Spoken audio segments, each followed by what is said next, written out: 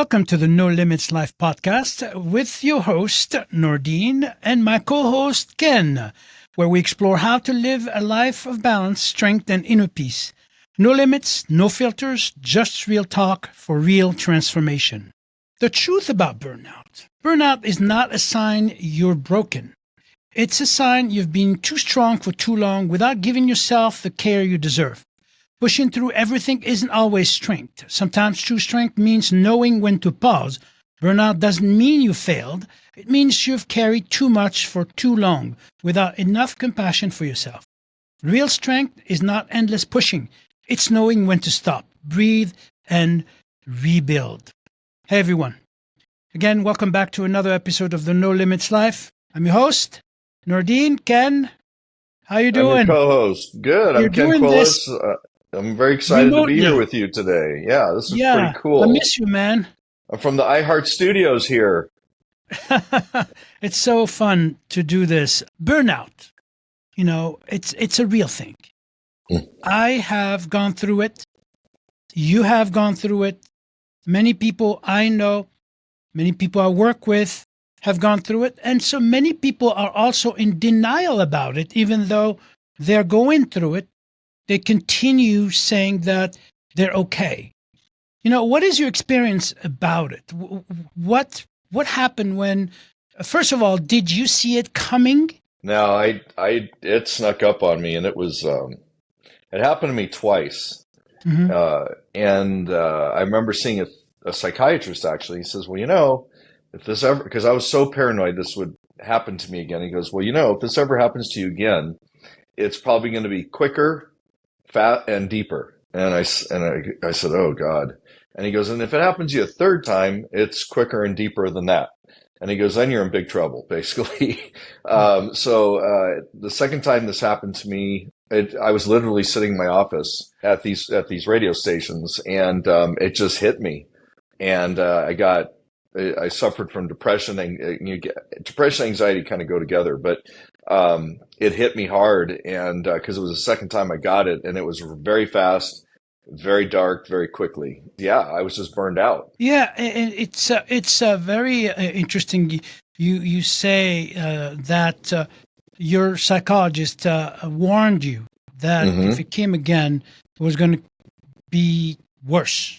Yep. Can you elaborate a little bit on that? I mean, did you even get to that point, or was something that you were able to avoid? Oh, I wish I could have avoided it, but I didn't So the second know. time around, it's something that indeed got you harder, as the psychologist was saying. When this hit me the second time, it was just like the first time where I didn't realize what was going on. Luckily, I had been through it once before, so the first time it happened to me, I was clueless. I didn't know what was going on. I've never felt like this in my life. I never knew what depression felt like. I didn't know what anxiety felt like, and I ultimately basically had, I guess, back in the old days, I guess they would call it a nervous breakdown. Then it happened to me 15 years later. For 15 years, I was completely fine. And I was running radio stations in Tucson. I was running a TV station simultaneously at the same time in Phoenix. And so I was driving back and forth, and I was working back and forth. I was working probably 12 to 14 hours a day, 6 or 7 days a week. Even when I wasn't at work, I was not present with my family. I was always at work in my mind. And I would get up early, I would work. And then during work, I would work, and I'd come home, I'd eat dinner, visit with my family for a few minutes, and I'd work. And I was on overload. And after a while, it got me. This is what I need people to understand, is that whether you're in denial about suffering burnout or are there, the understanding here, burning out to me means that you have exhausted all of your reservoirs. You have depleted all of your reservoirs. That is emotional, mental, physical, and spiritual reservoirs. And all that energy is depleted, and you haven't taken the time to pay attention to those messages, to those signs. It started maybe mentally and then became physical, and so on and so forth. You didn't stop and say, okay, I know I'm feeling this way. I'm going to replenish or recharge, so to speak, my energy, whether it's mental, physical. Because make no mistake, you deplete one reservoir, it's just a matter of time before you tap into the second one I had no and the third one reservoirs and left. the fourth one. They were Yeah. they were all depleted. Yeah. And you got to a point where what we call inner chaos, Hmm. and so understanding that burnout is something that comes like it came to you like in one time, all like an avalanche of things. You were already there, and that is the denial I'm talking about. Hmm. It's the failure to notice the signs. You And I know wasn't sleeping well, so how my you body wasn't exactly how you resting. Everything, feel. it just snowballed out of control. Exactly. And so, we start by feeling things like anxiety, as you mentioned, Hmm. anger, frustration, Oh, I would get uh, angry quicker the, than I dis- normally would because I'm usually the pretty even tempered, but things would yeah, you're bug unable me. to focus. And Nope. I couldn't ironically even think enough, clearly. yeah, ironically enough, can many people who suffer from burnout cover it with work. In other words, they never Which made it want. worse.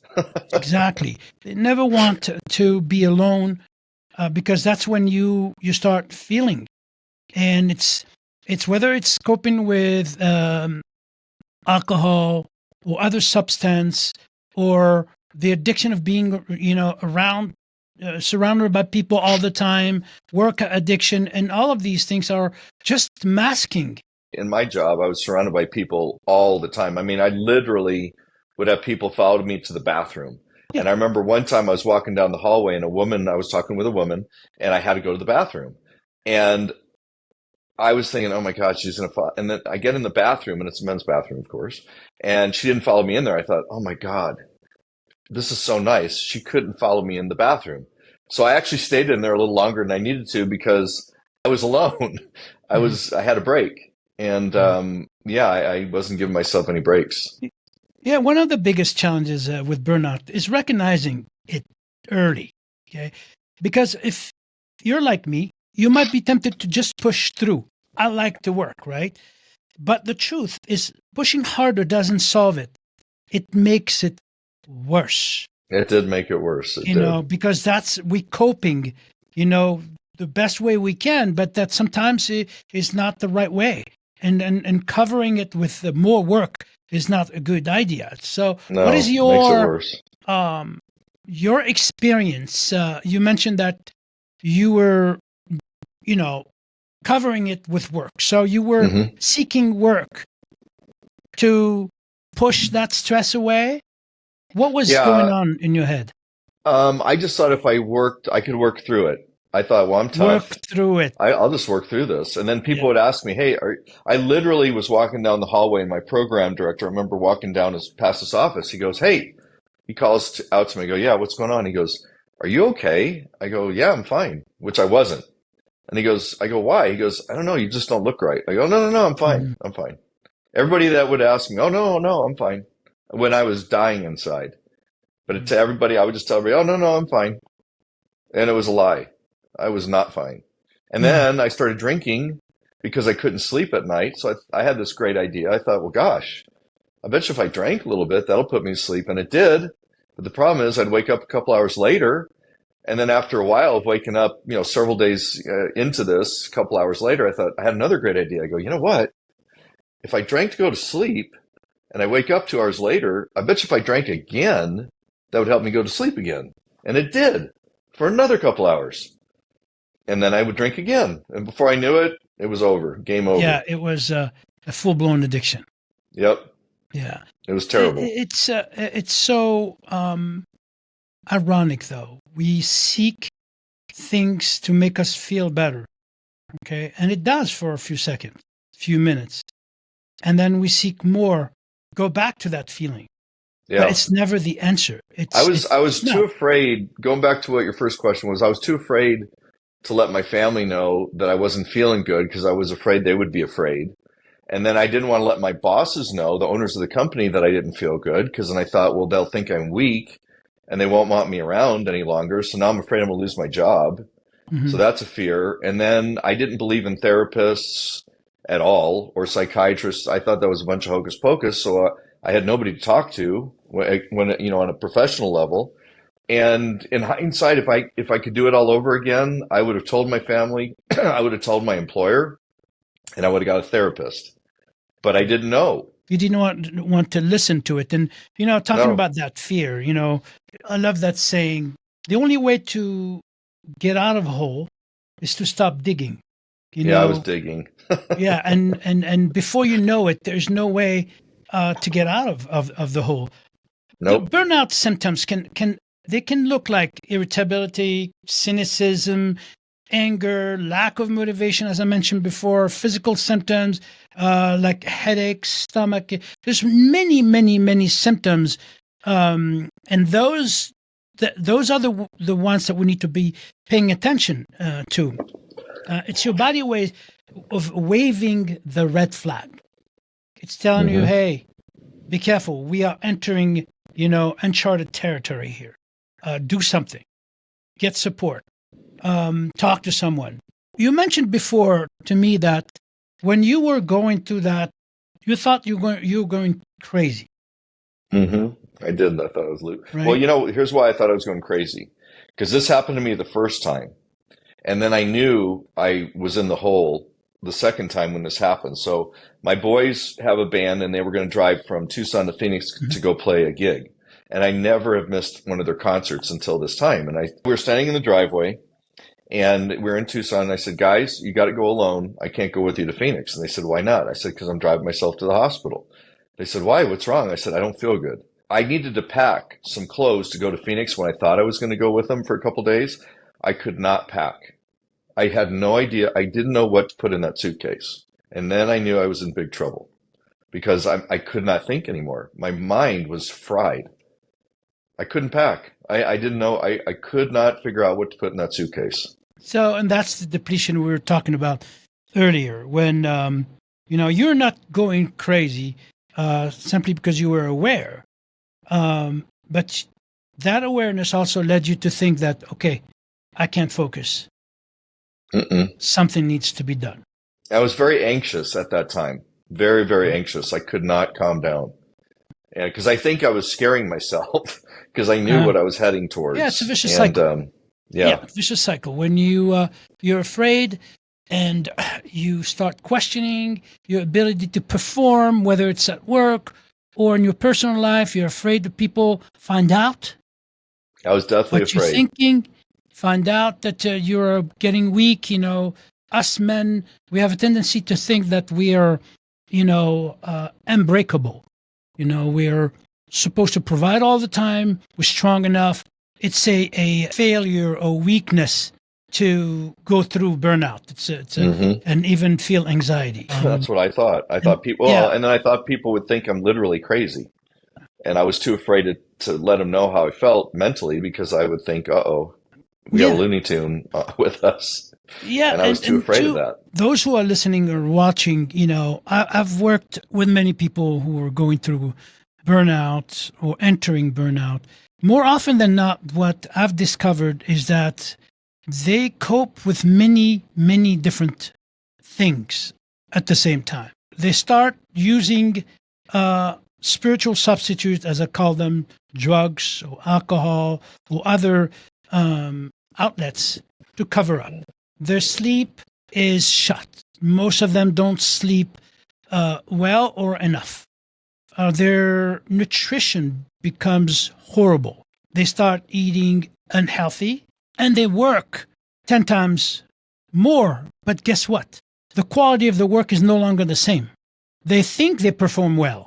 They think they are productive. But most of the time they're not. They're just there because to cover a hole, a void. So they need to be doing something constantly. Is that what you felt? 100%. Yeah. I definitely felt that. Like at work, I would close the door to my office and I wouldn't open it because a lot of times to fill out like maybe something that would take me some kind of whatever form it was, let's say it was some kind of form, it would take me 3 minutes, 5 minutes to fill it out. It would literally take me an hour. And I would struggle with every line because my mind, I couldn't think I couldn't think Yeah. anymore. And I It's a, couldn't fill out something that was so easy to me at one time. And when, even, when I would tell my wife, I said, I can't do this. She goes, what do you mean? You've always done this. I go, mhm. I can't. I can't do this. And that's the Like, difference. The difference between being, and those are signs that I want people to understand. When you find yourself in a 1 hour, look at the quality of your time.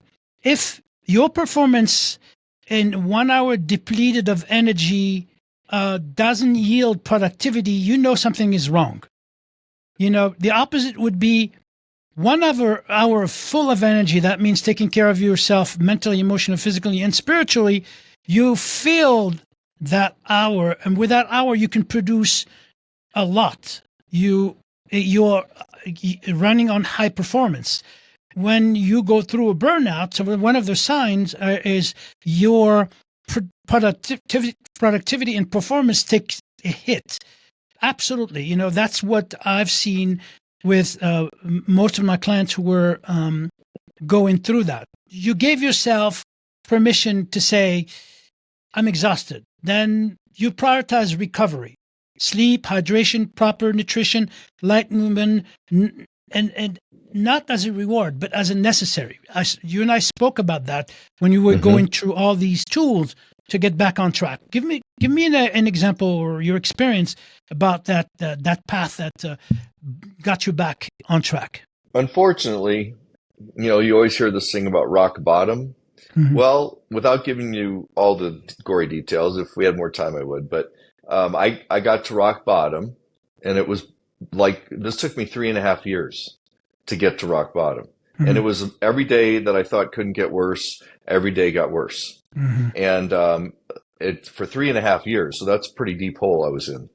And so then I ended up having to go to rehab, and I spent 90 days there. And the thing that, first of all, they were helping me, and I didn't think they would be able to help me, but I started to realize, I started to come back to who I was.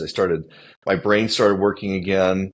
I started eating again because I wasn't eating, and if I ate, I didn't care what I ate. The rehab I went to was really good, but they had, I think they could have had better food for mental recovery or for physical recovery because my body was very atrophied. I'm sure my liver was really bad, and it was hard for me to walk around the block, honestly. And so the foods that they had were, a lot of sugar. Everything was sugar, and everything was snacks. And I think my body could have recovered quicker if I would have eaten better at that time, which would have been more protein, vegetables, some nice carbs, but that's just not the way they dealt with it. But when I got out, then Susie, my wife, she already eats this way, and my family eats this way. So I started eating, and that's what I was properly, referring to. Yes, and then absolutely. my body started getting better, and my mind got better quicker because of that, the way I was And also, eating the you nutrition. implemented exercise, right? Yes, and even though I was trying to exercise when I was sick, I couldn't do it. Yeah. It just wasn't working. True depleted. And but then once I started eating better, I'd go to the gym, and I couldn't work out the way I used to, but slowly, I would just go and do something, and it just got better and better and better. And it got better fairly quickly, really. Once my body was getting nutritionally strong, then I was able to physically get strong and mentally get strong. Because the nutrition part, I think, is so important to your mind and your body. 60% of the equation. Yeah, so Absolutely. it was good nutrition was helping me to get better quicker, much quicker. So And I could feel it. I could feel my body getting better. for someone who's hearing this and listening to this, what is the one, recommendation you have for them to either get out of that or prevent it? I would believe in therapy, which I never did. I would thought it was just a bunch of baloney and I didn't need it. I would definitely try to find a good therapist. And the first couple, you might go to a couple and not connect. So don't be discouraged if you go to a therapist and it's just not working. You need another therapist. So don't be afraid to drop that one, find one that fits you. Because I was through a lot of them until I found the one that fit. That's number one. Number two, you got to have proper nutrition. Super important. Get rid of the sugar, low carbs, good protein, good vegetables. Get your mind and, get your body strong and it helps your mind. Eating properly as well. And then, talk to a friend. Just lay it on the line. Don't, or a priest or whatever your spiritual leader is. Talk to somebody for God's sakes. Because if you hold all this inside, you're going to bust. You're just going to blow. Yeah. And that's what happened to me. I held it all inside and I blew up. That was your the way you dealt with it. I see a lot of people, I don't think there's one specific thing you can do to either prevent or get out of burnout. You have to, I agree. You have to see what works for you. But I think, yes, proper nutrition, adequate quality of sleep. Sleep is Sleep enormous. Is so important. My God. It's so important. Absolutely. And people are in denial with that too. I mean, in terms of sleep, and if you're suffering from anxiety, you're like you said earlier, you're probably not going to sleep very well. Absolutely. And then that makes it worse. When you lack sleep, anxiety sets in, depression sets in. I would say if it's really bad, and you work for a good company, I would go talk to your HR person and explain to them you're not mentally, you're just not feeling right, and take some time off. But don't take the time off and isolate. Isolate's terrible, by the way, which I did. Don't isolate. Don't lock yourself in a room and hope it goes away, because it's not going to. When you take that time off work, go get help. Mental help. Go talk to somebody. It's paying attention, being aware of how you feel, what you think, what your performance is, your productivity. All of these things are important in evaluating whether or not. And sometimes it's impossible for you to evaluate yourself. People will tell you first before you tell yourself, because people can see your behavior. You can't. They can't feel for you, but they can actually see how you behave. And that's important to listen, because I see and hear a lot of stories where, again, people, when they are approached and told that something has changed, they go against it. They become combative. They're angry, and then they start arguing. Oh, you don't know how I feel. I feel fine. But how you acting is not good. You have changed. Something is going on. I know I can't feel for you. I can't feel what you're feeling. That's impossible. But I can see how you're behaving. You're not behaving it's almost like you are self-sabotaging, and I can see that, right? And so the harmony between mental, emotional, physical, and spiritual aspect of your life is paramount in recovering. Is paramount in prevention of burnout.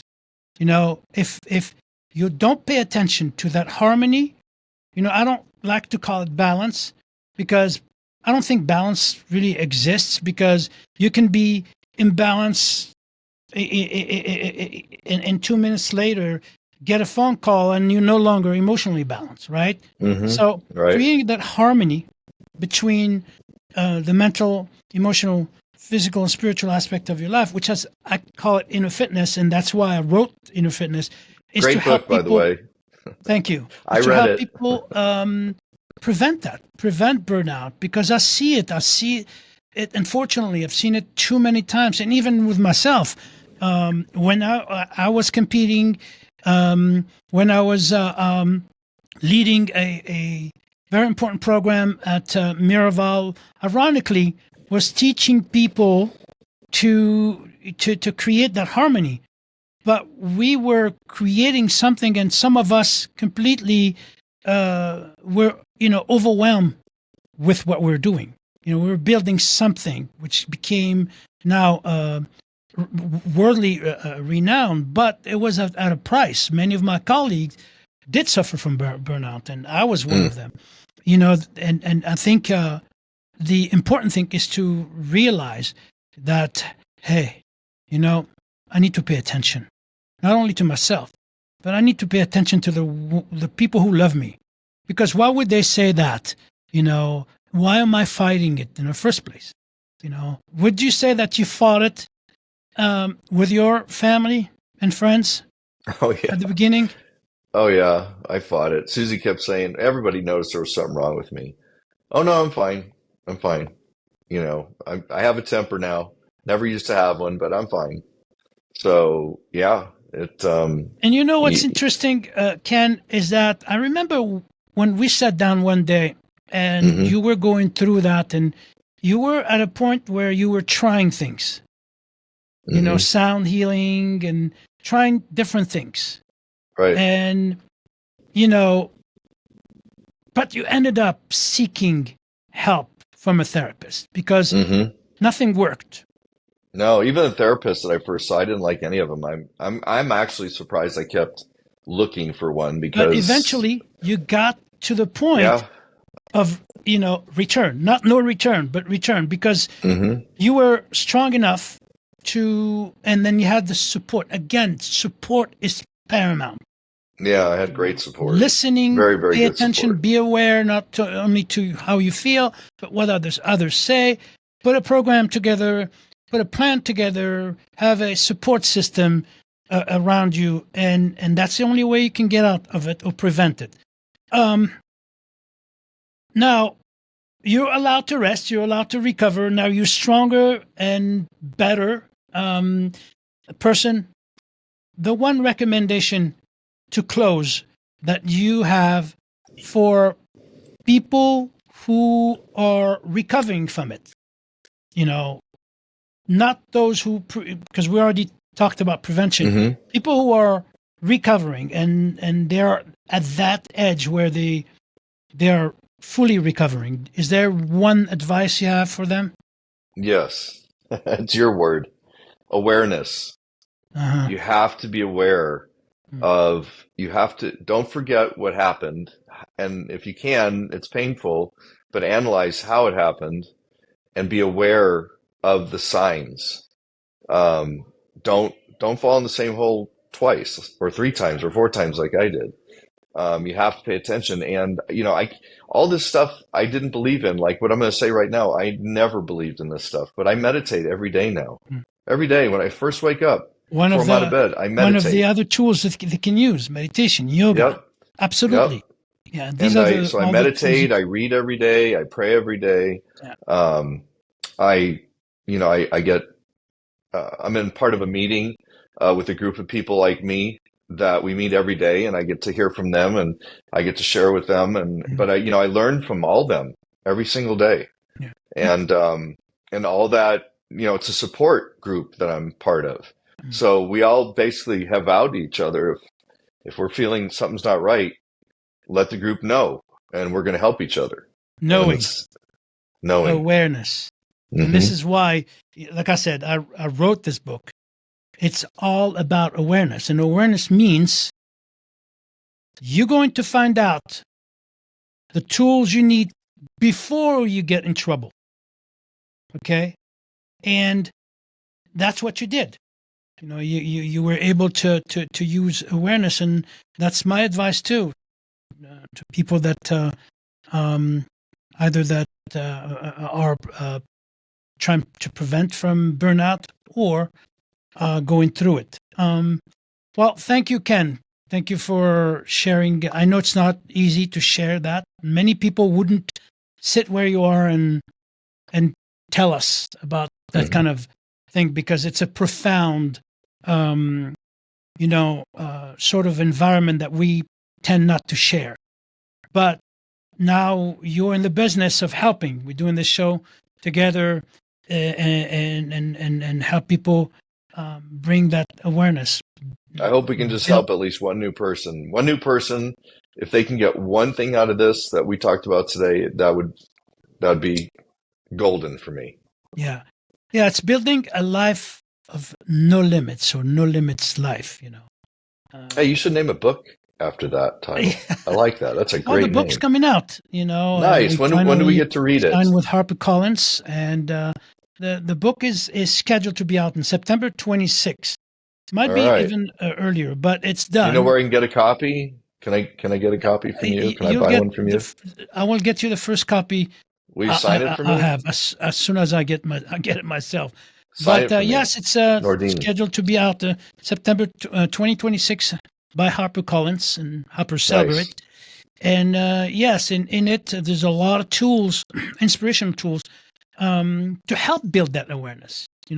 I call it the no trouble life. That'd Because be great to have no yeah, trouble. you do not want to get in trouble, or at least know when you are in trouble so you can get out of it. Yep. You got to be aware. Got to be aware of Absolutely. that It's time. all about awareness. And thank you, everyone, for watching and listening. Please share with everyone. Comment, subscribe to all the platforms, and help us. Like it. Help you. Like it. Yes, help us help you, because this is a show that I have, at heart, and I'm sure you do the same. And thank you. Actually, yeah. And Nordine, thank you for helping me recover. We're helping each other. And thanks to our technical guy, Emilio Sosa, who does magic in the show. Thank It you, makes Emilio. us look good. Thanks, Emilio. Follow your heart. All you got